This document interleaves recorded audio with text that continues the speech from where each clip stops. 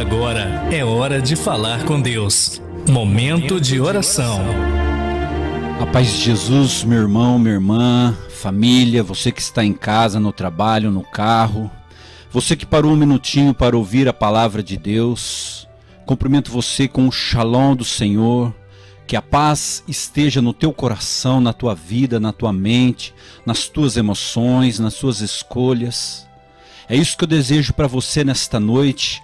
O meu nome é Maicon Misael, sou da missão Gladiadores do Rei. Quero deixar aqui um abraço e um beijo para a minha família, a Aline, a Vitória, a Eloá e a Esther. É a minha tribo, está lá em casa, nos assistindo também, participando. Deixar aqui também um abraço para os meus irmãos. De ombro a ombro, meus irmãos, nós vamos enfrentando todas as batalhas e nos ajudando, construindo o reino dos céus aqui na terra. Deixar um abraço aqui para o meu irmão Rafael e todos os membros da nossa missão Gladiadores do Rei, uma missão de pregação da palavra de Deus. Nós acreditamos que o homem pode ser restaurado na sua inocência primeira pela palavra de Deus. Por isso que nós adotamos a palavra de Deus como regra de fé na nossa vida e nós somos uma missão de pregação do Evangelho. E nesta noite Deus vai nos presentear com uma passagem que está no Evangelho narrado por Marcos, no capítulo 4, versículo 21. Está escrito, meus irmãos, e é verdade.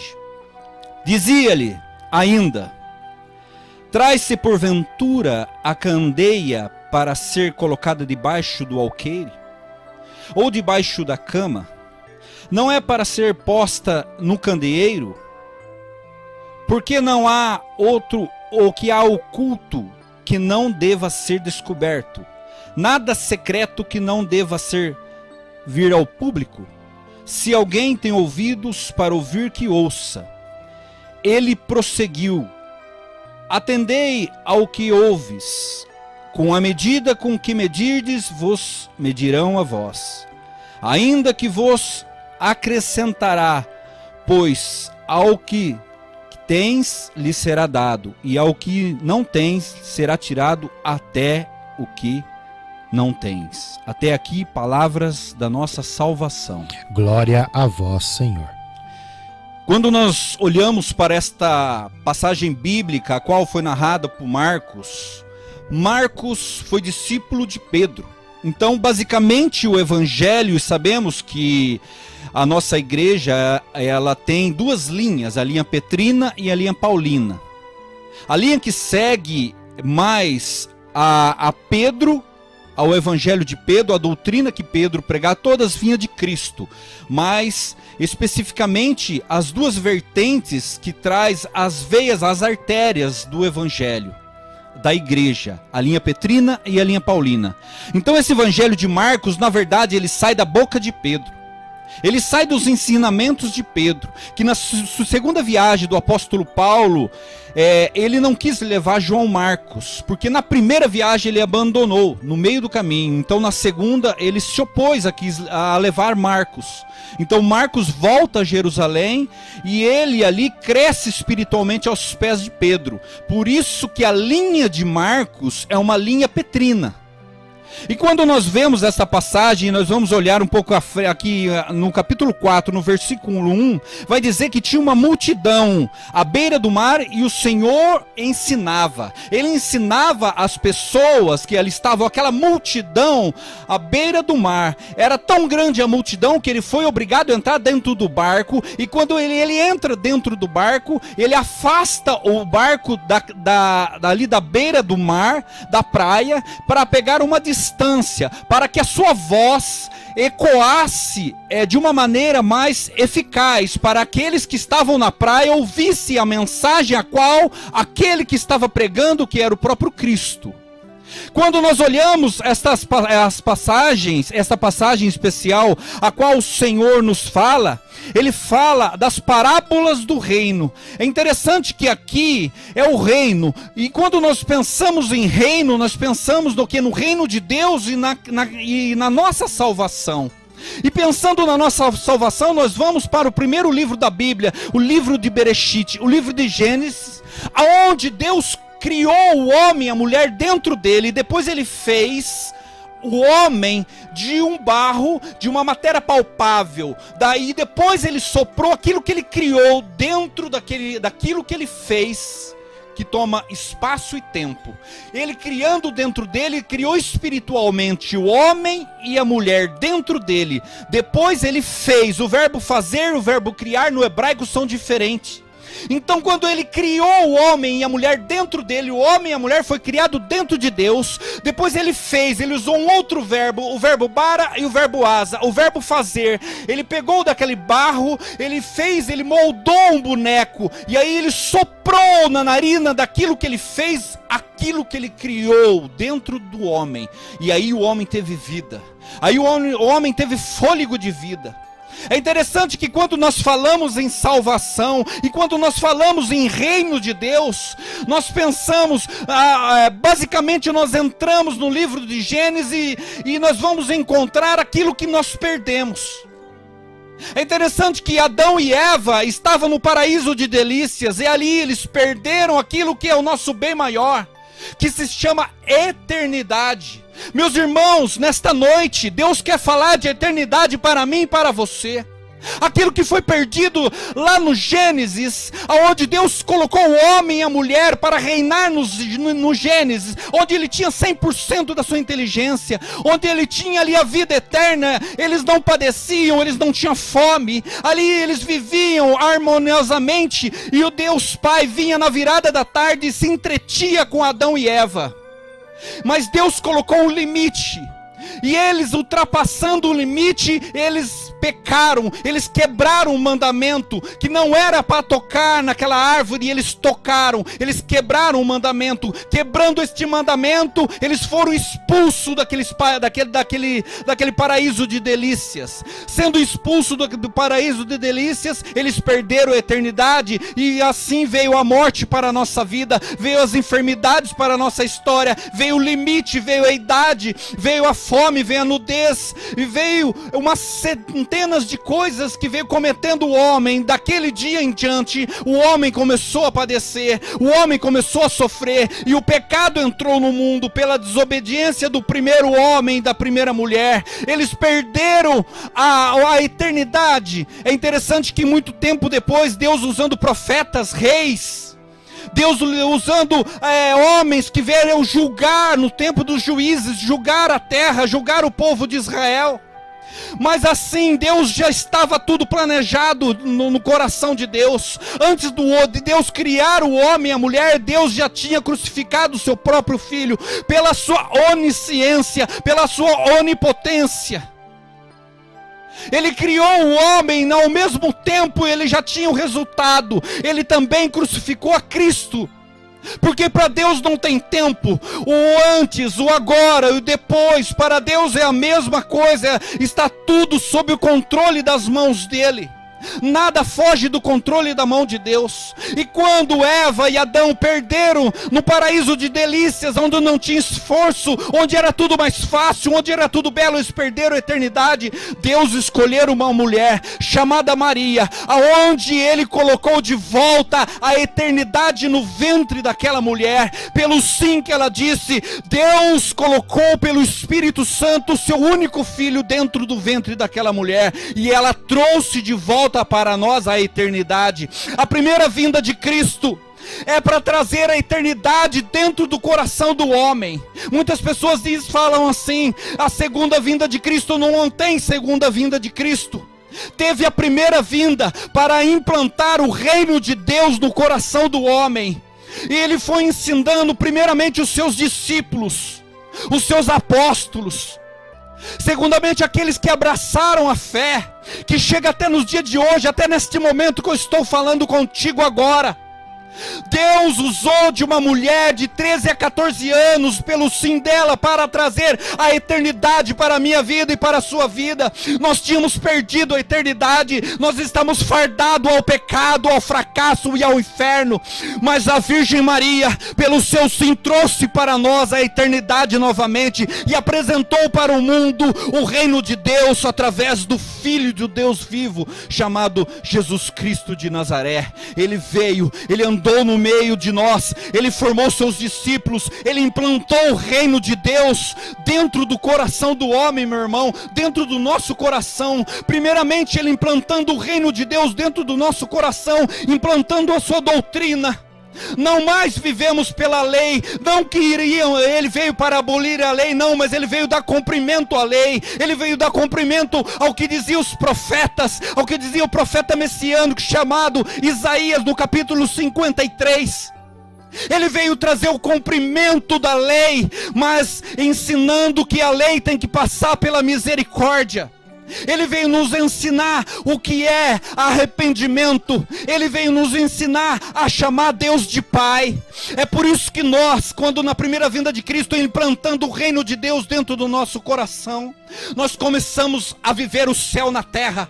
Nós começamos a implantar o reino de Deus na nossa vida, na nossa família, e vamos contagiando todos aqueles. E neste momento, meu irmão, Jesus falava em parábolas para a multidão, mas quando estava em secreto, mas quando estava ali no particular com seus discípulos, com seus apóstolos, com seus amigos, ele falava claramente. É interessante que quando ele começa a falar das parábolas do reino, ele vai assemelhando o reino de Deus, ele começa a falar do semeador.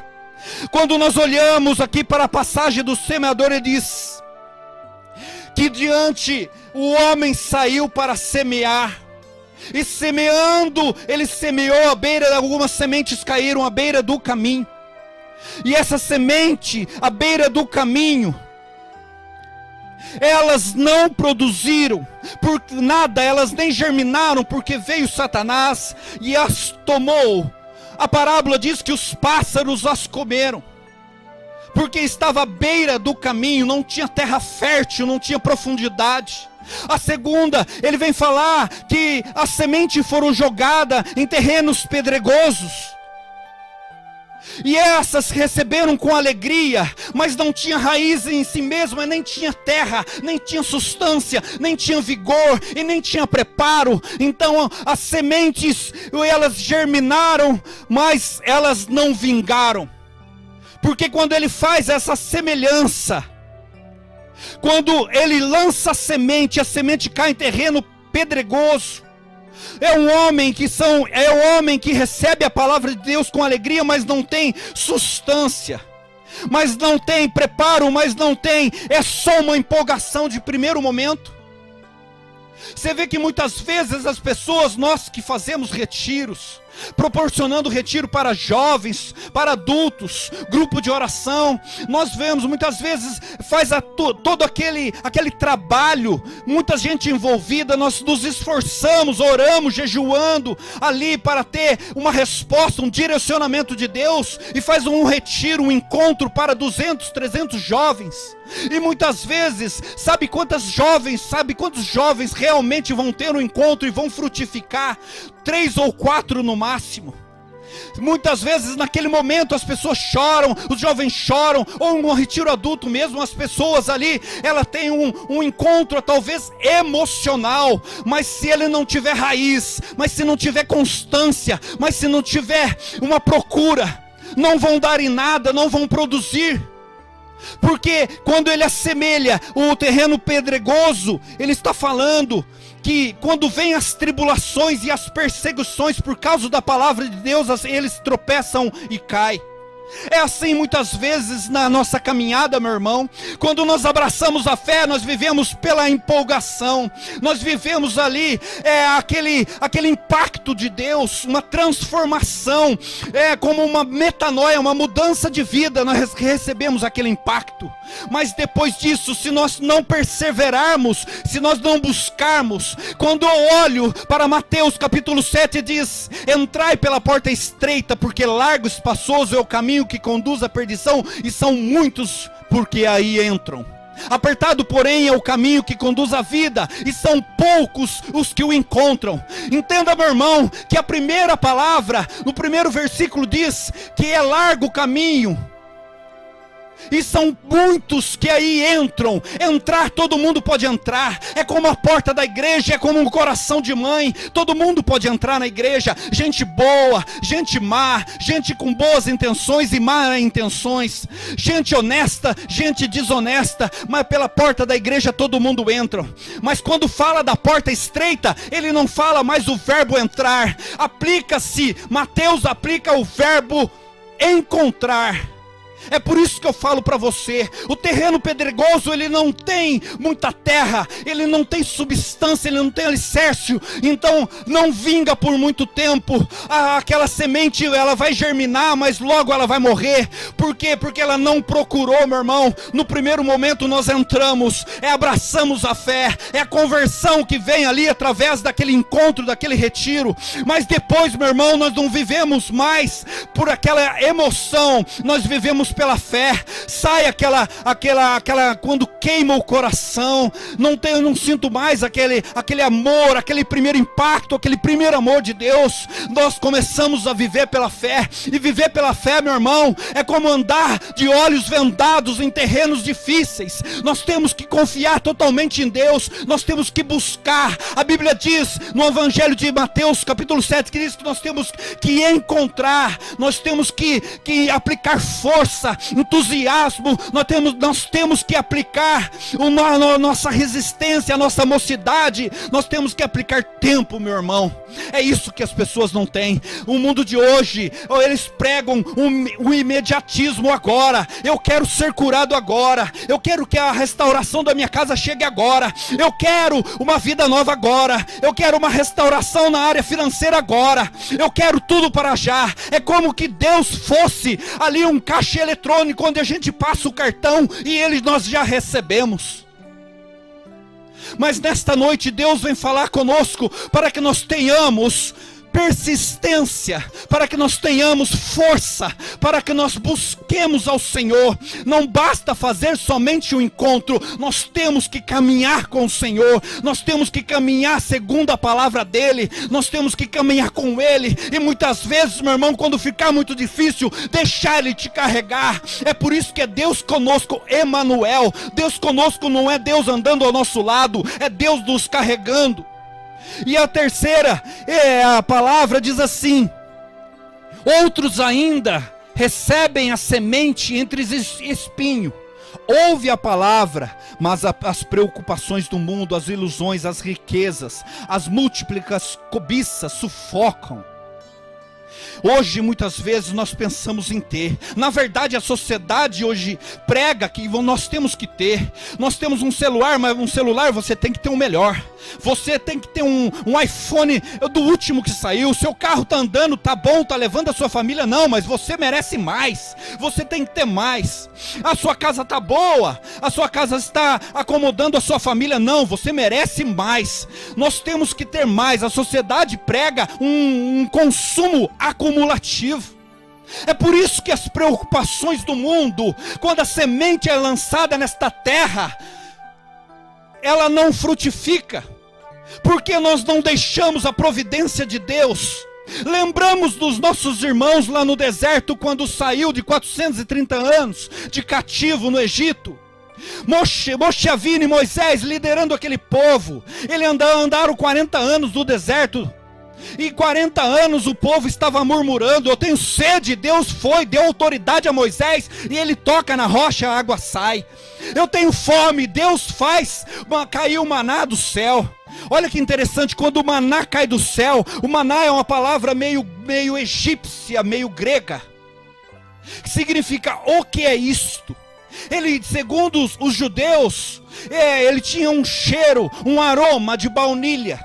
E eles faziam pão, eles faziam bolo. E quando caía o maná na madrugada, eles catavam, eles colhiam aquele maná, é como um sereno. Eles colhiam e faziam pão, bolo, tudo aquilo que podia ser feito como se fosse uma farinha que caía do céu.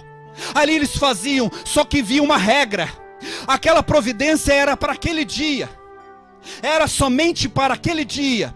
Se eu guardasse o maná dentro de um pote, dentro do armário da despensa, quando eu ia procurar até às 6 horas da tarde, que era virada para um outro dia, na tradição judaica, até às 5:30 aquele maná estava bom, mas quando entrava 6:01, alguém ia lá, guardava aquele maná dizendo assim: vai que Deus não vem com a resposta.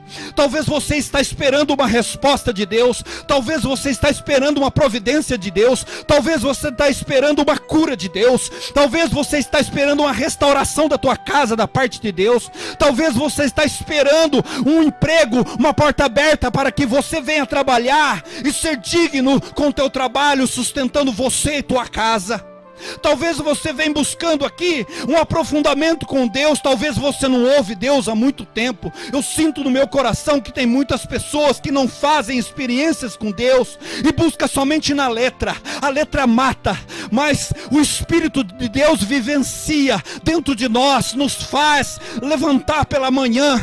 Porque talvez a noite traiçoeira ela pegou você, mas eu quero te avisar, meu irmão, que a lágrima, a dor, a espera só dura uma noite, e a alegria vem ao amanhecer. Daí nós entramos aqui na terra boa. Nós passamos pela terra que é da semente que foi jogada na beira do caminho. Nós passamos pela terra pedregosa. Nós passamos pela terra com espinhos. Agora nós entramos na quarta terra, na terra boa, onde a palavra é semeada. Aquele que abraça a fé, aquele que não desiste, aquele que faz a primeira experiência com Deus, está de pé até hoje. Há 14 anos atrás, Deus bradou no coração de um homem chamado Rafael e Maico, que aqui estou, para implantar o reino de Deus, para manifestar a graça de Deus através da nossa vida. Nós largamos tudo que nós tínhamos. Nós vivíamos na prostituição, nós vivíamos nas drogas, nós vivíamos na violência, nós vivíamos no crack, na cocaína. Mas Deus veio com a tua palavra e nos levantou, colocou dentro de nós uma lâmpada acesa, que ainda chumega até hoje. 14 anos ainda estamos de pé, pregando a palavra de Deus, porque quem nos sustenta é a palavra do Senhor. Quem nos levanta pela manhã é a voz do Deus eterno poderoso, que nos faz crer em dias difíceis. Assim que nós vamos levando a nossa vida, acreditando que há possibilidades para a minha casa, há chances ainda para aquele que está perdido lá fora, mas nós temos que ser luzes. Agora nós entramos aqui, aonde foi proclamada a palavra. Dizia ele, quem? Jesus: traz porventura a candeia para ser colocada debaixo do alqueire. Candeia é um vaso, é por isso que o tema é lâmpada e a medida. A candeia é um vaso, uma lamparina, que era abastecida por óleo. O óleo é a graça de Deus, é a unção de Deus, meu irmão. Quando nós olhamos as 10 virgens no livro de Mateus, nós vamos entender o quê? Que tinha 5 prudentes e 5 imprudentes. Todas elas eram iguais, meu irmão. Quando nós olhamos dentro da igreja, os membros, os filhos da igreja, nós olhamos, todos são iguais. Todo mundo com a cruz, as mulheres de saia, com camisa de Nossa Senhora. Aquelas 10 noivas estavam iguais, foram criadas iguais, do mesmo modo, da mesma maneira, ouvindo a mesma palavra, foi nutrida com o mesmo alimento, com a mesma seiva. Mas diz a palavra que o noivo demorou a vir. Quem era o noivo? O Cristo, o nosso Senhor e Salvador. Ele era o noivo, então ele demorou a vir. As 10 virgens estavam ali com aquele candeeiro, que é uma lamparina movida a óleo, movido a azeite. Não é um azeite qualquer, é um azeite que pega fogo, que ilumina, que aquece. É um azeite que nos dá possibilidades de melhora, que nos abre os olhos, que nos dá força, que nos alimenta. E as 10 estavam também com candeeiro, com azeite. Diz que 5 era prudente e 5 era imprudente. E elas dormiram, todas as 10, todas iguais dormiram. Eis que o noivo demorou a vir, elas pegaram no sono. Mas de repente alguém gritou: eis que o noivo chega. As 10 levantavam, só que 5 tinha azeite de reserva. O candeeiro estava aceso ainda. Eram elas prudentes. O que nós entendemos que 5 não tinha. Então as que não tinham, pediu para aquelas que tinham: arruma para nós azeite. Ela falou: não, senão nós não chegaremos lá. Aonde é lá? É a salvação, é a eternidade. É a sala de núpcias, onde o nosso noivo Jesus Cristo e nós, como filhos da igreja, somos a noiva do Cordeiro.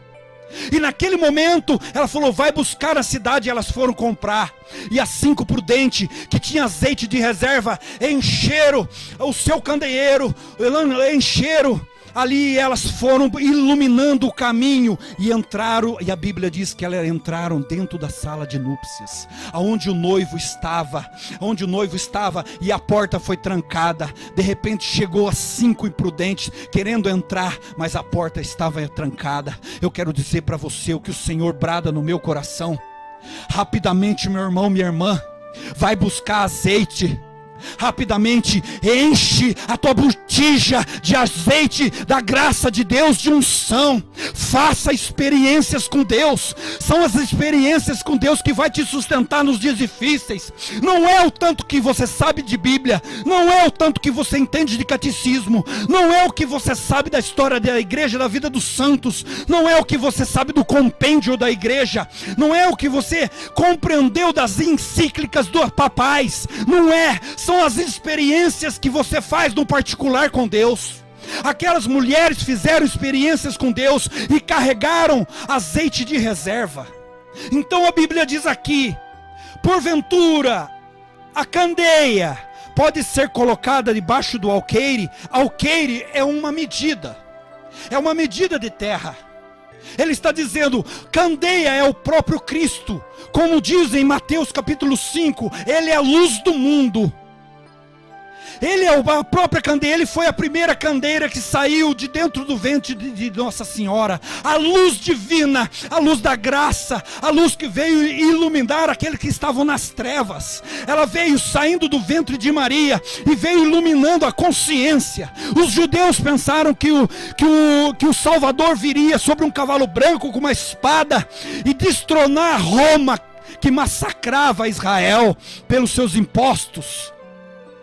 Mas não, o Senhor, Ele veio manso e humilde de coração. Ele veio manso, montado sobre um jeguinho, adentrou a porta de entrada de Jerusalém e foi ovacionado com palmas de figueira por cima e por baixo. Eu quero dizer para você, meu irmão, que Jesus foi a primeira lamparina, Jesus foi a primeira luz que saiu do ventre de Maria e foi iluminando todos aqueles que se entretinham com Ele.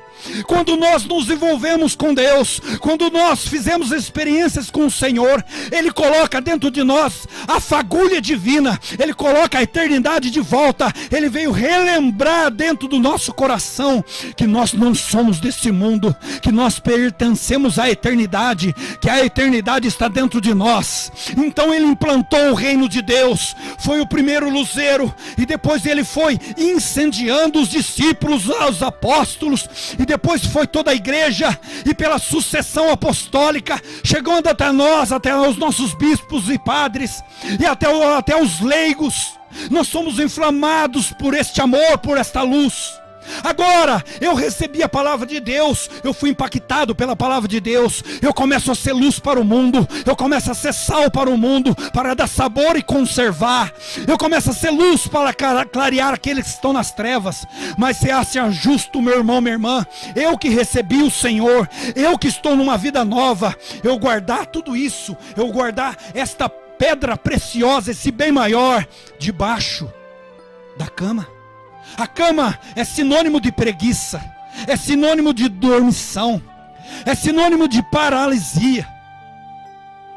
Eu não posso paralisar, eu não posso parar. Não é hora de dormir, é hora de se levantar, é hora de catar o candeeiro. O que é o candeeiro? O Cristo vivo, a palavra de Deus, o Espírito Santo. É você catar tudo isso, meu irmão, e pôr em prática, e ser luzeiro na vida daqueles que necessitam. Quantas pessoas por aí, na sua realidade, na sua família, estão precisando ouvir uma palavra de luz, uma palavra que aquece, disse: nós somos esse luzeiro, meu irmão. O Senhor nos impregnou, o Senhor nos encheu do seu Espírito para que nós sejamos luzeiros neste mundo. Este mundo está sem saída, a sociedade ela não tem saída, por isso que elas buscam um monte de coisas, buscam o ter, buscam o saber pelo intelecto humano, busca em seitas, busca em falsas doutrinas, busca na sexualidade desregrada, busca no álcool, busca nas drogas, busca na violência. Aquilo que está dentro dela, não é o homem que busca a palavra, mas é a palavra de Deus que busca o homem. Santo Agostinho buscava fora o que estava dentro. O que estava dentro dele era a fagulha de Deus. E quando ele foi liberto pela palavra de Deus, ele entendeu que tudo que ele buscava para fora, nas orgias, nas bebedeiras, nas jogatinas, estava dentro dele. O homem busca no externo aquilo que está dentro de nós. Agora nós somos as luzes que iluminam, que clareiam os caminhos daqueles que buscam, daqueles que desejam uma vida nova. Nós temos que emanar essa luz, meu irmão. Nós temos que radiar essa luz. Eu não posso guardar essa luz debaixo da cama. Como eu estava dizendo, cama é sinal de preguiça. Cama é sinal de pessoas que não vigiam. Quando eu olho para o livro aonde Deus levanta Gideão, Juízes capítulo 6, Deus levanta um homem chamado Gideão, e com ele com milhares de homens foram combater uma outra tribo. Ele tinha 34 mil homens contra 134 mil. Eles bateram. O Senhor falou assim: há homens demais contigo, Gideão. Fala para os tímidos, os medrosos ir embora. Sobraram só 10 mil. Desses 10 mil homens que sobraram de 34 mil, o Senhor falou: e aí, Gideão, e agora? Falou: Senhor, está difícil, agora está impossível. Como vamos vencer aquela multidão que está do outro lado com apenas 10 mil? E o Senhor falou para ele: manda todo mundo beber água. Eles foram beber água. Presta atenção, meu irmão. E quando ele repara bem naqueles que vão entrar na água, que vão mergulhar na água, e aqueles que vão trazer a água até a boca, são aqueles que vigiam. Nós temos que vigiar, porque quando você traz água até a boca, os teus olhos não perdem o olhar da luta, da batalha. Mas aqueles que não vigiam entraram na água com tudo, e Deus mandou embora todos aqueles que entraram na água de corpo inteiro. Sobrou somente 300. E Deus venceu através de Gideão e os seus 300, porque eles vigiaram. Eles foram beber água e trouxe a água até a boca. Muitas pessoas hoje dentro da igreja estão dormindo. Muitas pessoas hoje estão na fila da comunhão, mas estão dormindo. Muitas pessoas hoje estão dentro da casa de Deus, mas estão vivendo como se não existisse o Senhor, como não existisse a sua doutrina, como não existisse a sua misericórdia. Estão abusando da misericórdia de Deus. Mas eu quero dizer para você, meu irmão, Deus ainda tem o controle da nossa vida. Deus ainda tem o controle da nossa história. Deus ainda está no controle, meu irmão. E a palavra de Deus é um caminho seguro, a qual nós vamos trilhando. E ele diz assim: não é para ser posta no candeeiro, no lugar mais alto, para que possa iluminar todos aqueles que estão das trevas. Porque nada que há oculto que não deva ser descoberto. Então nós trazemos de nós, esse vaso de barro que sou eu e você, trazemos dentro de nós a luz de Cristo, a preciosidade da salvação, meu irmão. Quando ele prega sobre as parábolas do reino, ele faz uma comparação, e ele usa do mundo criado, ele usa da semeadura, porque a maioria dali eram homens simples, homens carpinteiros, homens que plantavam, homens que cultivavam. Então ele falava a linguagem daqueles que o entendiam. Só que para os discípulos ele falava não em parábolas, mas ele traduzia as parábolas. É porque os discípulos estavam num patamar acima. É porque os discípulos já tinham provado a fé. É porque os discípulos estavam ainda perseverando. É porque os discípulos ainda, eles entraram pela porta estreita. Então ali ele falava claramente todas as coisas. Eu quero dizer para você, o reino de Deus é de graça, mas há um preço a ser pago. O reino de Deus é de graça para mim e para você, para a minha casa e para a sua casa. Mas há um preço a ser pago. As pessoas não querem mais pagar o preço. Nós queremos ficar cômodos em casa. Depois da pandemia, quantas pessoas não voltou mais à igreja? Depois da pandemia, quantas pessoas não voltaram? Tem grupo de oração que nem voltou mais. Tem grupo de oração, entenda, o grupo de oração é o celeiro das vocações. Todo pregador, eu, Cleiton, Rafa, todos da missão saíram do grupo de oração. O grupo de oração é o pulmão da igreja, aonde ali é revelado os dons, aonde é revelado ali os carismas, aonde é revelado as vocações. A maioria dos sacerdotes, eles também, quando jovens frequentaram um grupo de jovem, frequentaram um grupo de oração. É a luz de Cristo que vai ali propagando a cada coração. E nesta noite, o Senhor vem com força dizer para nós que a luz tem que brilhar dentro de nós, que há pessoas que só você pode evangelizar. Tem pessoas na sua casa que somente a tua voz, o teu jeito de ser vai cativar essa pessoa. Somente o teu jeito de vestir, o teu sorriso, somente o teu abraço, somente a tua forma de ser cristão vai encantar aquela pessoa como uma luz, como aqueles 3 reis magos que veio seguindo a luz até aonde estava o Senhor, até Belém, e numa manjedoura as luzes saíram. Nós somos assim como João Batista, que veio aplanando os caminhos, pregando um batismo de conversão. Mas é por isso que a Bíblia diz assim: nenhum homem nascido de mulher é maior que João Batista. Sabe por quê? Porque todos os profetas profetizaram acerca de Jesus. Os reis, eles diziam e almejavam tocar na promessa. Quantos homens de Deus no Antigo Testamento sonhavam em tocar a promessa? Mas João Batista, o último profeta, ele não só profetizou, mas ele tocou naquilo que ele profetizou. E no Rio Jordão, ele olhou para os seus e disse: eu não falei? Eis aí o Cordeiro de Deus que tira todo o pecado do mundo. E ele ali batizando Jesus. Eis que a voz do alto do Pai diz: este é meu filho amado, com quem eu tenho muito prazer, ou me comprazo. E o Espírito Santo veio em forma corpórea de uma pomba e repousou sobre ele. Foi o único profeta que tocou naquilo que profetizou. Ele profetizou que ele batizava com água, mas virá alguém maior do que eu, disse ele, que batizará com fogo e o Espírito Santo. Eis que chegou o Senhor, e a luz, chamado João Batista, saiu de cena, terminando a sua carreira. E aí entrou o perfeito. Eu quero dizer para você, tudo que está imperfeito na minha vida e na sua vida, o Senhor, o perfeito, Ele quer aperfeiçoar você. Ele quer aperfeiçoar você.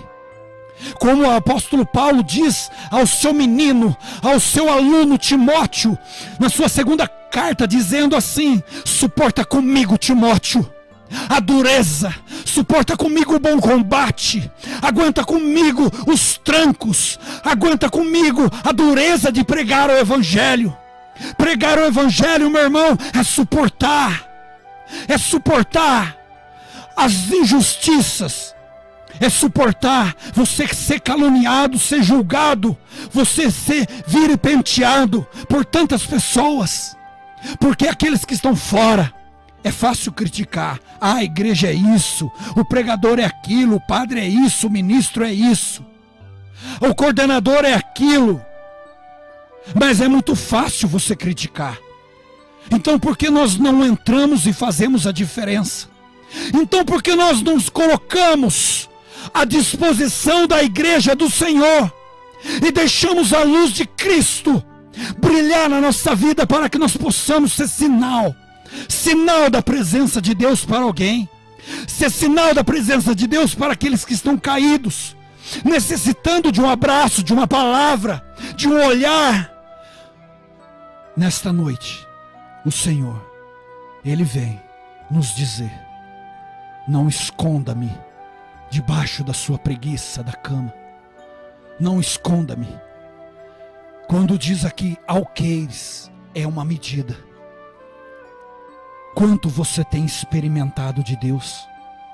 Quanto que você tem experimentado de Deus?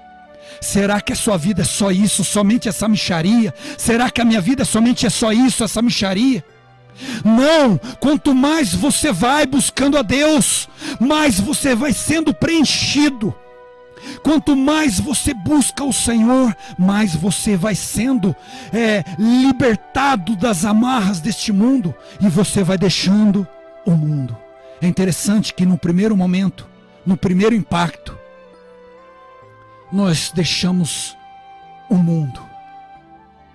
E numa segunda vez, quando nós andamos pela fé, Deus tira o mundo de dentro de nós. Que nós possamos deixar o mundo, que nós possamos deixar Deus governar a nossa vida, que nós possamos deixar Deus reinar na nossa vida, que nós possamos cantar: reina, Senhor, na minha história, reina, Senhor, na minha família. Quantas famílias estão desestruturadas, quantas famílias estão perdidas, quantas famílias não vê mais a luz no fim do túnel, quantas pessoas que estão enfrentando a enfermidade, o desemprego, quantas pessoas hoje estão dizendo assim: ah, agora fulano de tal tomou posse como presidente, as coisas vão ficar ruins, o que vai ser de nós? Eles vão perseguir a igreja. Eu quero dizer para você, a igreja já enfrentou muitos cismas, a igreja já enfrentou muitas coisas, e até hoje ela está de pé, e vamos enfrentar de pé, combatendo o bom combate, como o apóstolo Paulo nos ensinou, a segunda carta a Timóteo, no capítulo 4, eu combati o bom combate, eu terminei a carreira, eu guardei a fé. Resta-me agora a coroa da justiça, a qual o Senhor, justo juiz, me dará naquele dia, não somente a mim, mas aquele que aguarda com alegria a sua vinda última. É a última vinda do Senhor, não é a sua segunda vinda, porque em toda Santa Missa o Senhor vem em corpo, alma, sangue e divindade, nos alimentar pela sua palavra e pelo seu corpo, e nós somos alimentados. Então nós não temos medo de nenhum tipo de ameaça, nós não temos medo de nenhum tipo de governo, nós não temos medo de nenhum tipo de ideologia, nós não temos medo, porque o Senhor nos iluminou, nós somos luzeiro, e quanto mais nós fizemos experiências com Deus, nós vamos suportar todas as dificuldades deste mundo. Pode vir bandeira vermelha, pode vir bandeira azul, pode vir bandeira amarela, pode vir qualquer tipo de bandeira. A nossa bandeira é do Evangelho de Cristo, que Deus nos deu vida e vida em abundância. A nossa bandeira é o caminho, é a verdade, é a vida, é Jesus Cristo que nos fortalece toda manhã. A nossa bandeira é a palavra de Deus. A nossa bandeira é a igreja de Cristo. É a igreja de Cristo. Como disse Pedro na sua primeira carta, nós somos pedras vivas. Nós somos luzes. Você é luz, meu irmão. Não esconda a graça de Deus. Não esconda a graça de Deus. Não esconda os dons que Deus te deu. Não esconda debaixo da cama. Nós temos que nos levantar como soldados, gladiadores da palavra de Deus. Nós somos a resistência do amor de Deus na terra. Esta é a palavra de Deus que nos fortalece, que nos dá força. Eu convido você, neste momento, a fechar os teus olhos. Feche os seus olhos aonde você está, não importa. Não importa onde você está, e nem como você está. Não importa se as lágrimas estão saindo dos teus olhos. Não importa se na tua despensa só tem um pouco de farinha. Tenha certeza que Deus vai enviar um profeta para multiplicar o que você tem, para multiplicar em você a esperança, para multiplicar na sua vida, na sua família, a graça de Deus. Não desista dos teus, não desista da sua casa, não desista da sua família, não desista de você. Quantas pessoas desistiram de você, de nós mesmos, deles mesmos? Quantas pessoas desistiram de sonhar? Quantas pessoas desistiram de dar um passo na fé, porque ficaram com medo, a tempestade veio, e você percebeu que era algo que não tinha, mas que aquele que é eterno pôde colocar debaixo dos teus pés um caminho suave, um caminho onde você pode ancorar a sua alma, depositar a sua esperança, reclinar a tua cabeça. Você que anda cansado, você, minha irmã, filha, você anda cansada, fadigada, como que carregaste um fardo. Eu falo agora em nome de Jesus. O Senhor manda providência na sua casa, manda providência na sua família. Ele conhece você, Ele sabe do teu nome, Ele te viu chorando, Ele sente o perfume das tuas lágrimas. E você carrega uma bolsa pesada, e você pediu uma providência. Deus está mandando a providência, mas Ele dá um alerta: quando a providência chegar, tira esse peso, essa autoacusação, essas coisas que você guarda do passado, pesa sobre você, não deixa você caminhar, não deixa o sol da justiça florescer no teu jardim.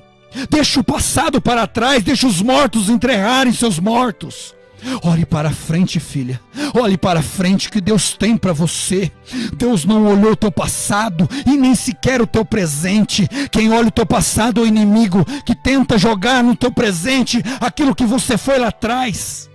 Quem olha o teu presente são os homens e as mulheres deste mundo te julgando, e porque não compreende o que você passa agora, o teu sofrimento agora. Mas Deus vê você no futuro. Deus vê você triunfando. Deus vê você superando a você mesmo. Deus vê você superando a sua baixa estima. Deus vê você superando as suas limitações. Você se achava indigna. Você se achava indigno. Você não se achava digno de ir na casa de Deus, buscar o Senhor. Ele veio para os seus, mas os seus não os quiseram. Ele veio para os enfermos, porque aqueles que estão são, não precisa do remédio. Jesus, Ele é o médico, Ele é o remédio, Ele é o bálsamo da nossa vida. Obrigado, meu bom Deus, por esta noite bendita. Obrigado, Senhor, por nos recordar que somos luzes. Obrigado, Senhor, porque muitas vezes eu andei cabisbaixo, desanimado e abatido. Mas nesta noite, o Senhor aqueceu meu coração. O Senhor aqueceu meu coração. O Senhor fez uma revolução na minha alma. O Senhor faz uma revolução na nossa consciência. Se chama conversão. Em nome de Jesus, recebe vida nova, recebe fôlego de vida, recebe a chama que que ainda chumegava, quase que apagando no teu coração. Você tem um chamado, porque abandonaste o teu chamado, porque deixaste que a chama de Deus se apagasse, ou chegasse perto de se apagar na tua vida. Mas nesta noite, Deus veio aquecer, como os discípulos de Emaús. Ao caminhar, eles não compreenderam, não perceberam o que era o Senhor, mas ao partir do pão e ao ouvir a palavra, Ele falou: não ardia o nosso coração quando Ele nos falava? Que Deus possa arder no nosso coração nos dias frios que estamos vivendo. Não desista, não entregue, persevere, persevere, porque você é luz, eu sou luz, nós somos a Igreja Católica, Apostólica, Romana. Amém? Glória a Deus. Glória a Deus.